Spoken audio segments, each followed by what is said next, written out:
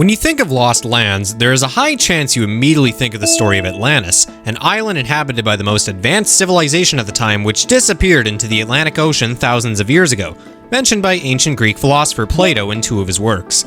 Although this story is generally considered to be mythological, there is growing evidence that an actual case like this existed, where a large island nation between Iceland and the Azores was simply erased from history, with this island in question having never been found in any sort of satellite imagery. Some consider it a hoax or a well-planned cover-up from world governments.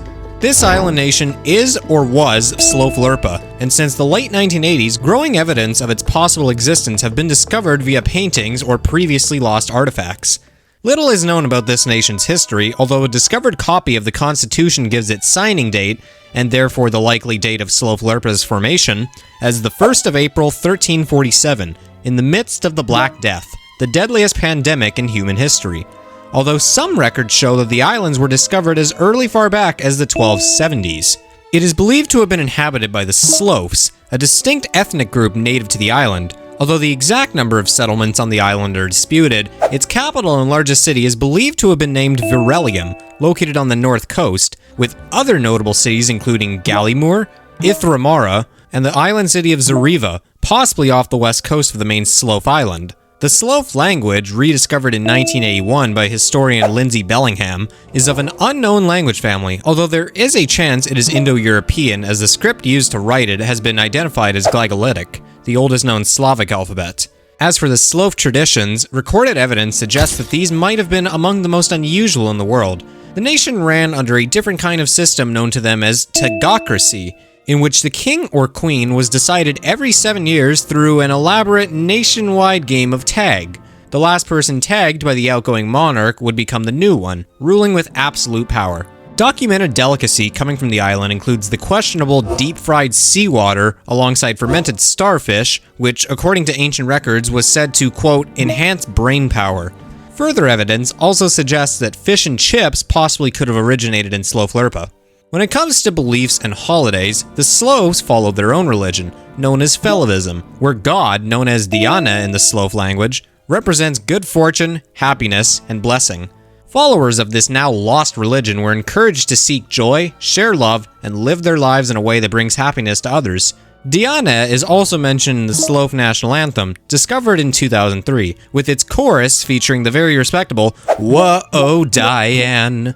Finally, the most important day of the year for the Slofs was the day of the Blessing Festival, known as Festa Dianae. Although it is currently unknown as to what day it fell on Festa Dianae, every community gathered for a grand feast where the central focus was on sharing food and stories of joy and gratitude. In the evening, the community would hold a ceremonial dance around a large fire, singing songs of Diana. Now, there are several conspiracy theories as to why the existence of Sloflurpa, if it ever existed at all, was erased from human history. The most notable theory is that Sloflurpa was founded by a group of plague refugees, survivors from mainland Europe and Britain who fled the devastation of the Black Death. Seeking isolation to avoid infection, they supposedly settled on a remote set of islands in the North Atlantic southeast of Iceland, where they built an entirely new society, untouched by outside influence. However, the most chilling part of this theory is that some accounts suggest Sloflurpa was also used as a secret dumping ground for plague victims. To stop the disease from spreading, European authorities may have shipped deceased corpses to the island, hoping the isolation would contain the spread. Over time, the surviving settlers, now completely cut off, developed their own culture, language, and traditions, giving birth to a unique nation that was neither fully European nor entirely unknown. But why was it covered up? Some historians claim that by the 1700s, European powers erased Sloflurpa from maps, fearing its grim history. Other theories suggest that rival nations plotted against it, resulting in a victory for them, allowing its existence to be completely wiped from public records, or that the island grew uninhabitable and began drifting away due to an unexplained geological phenomenon, additionally becoming completely submerged underwater.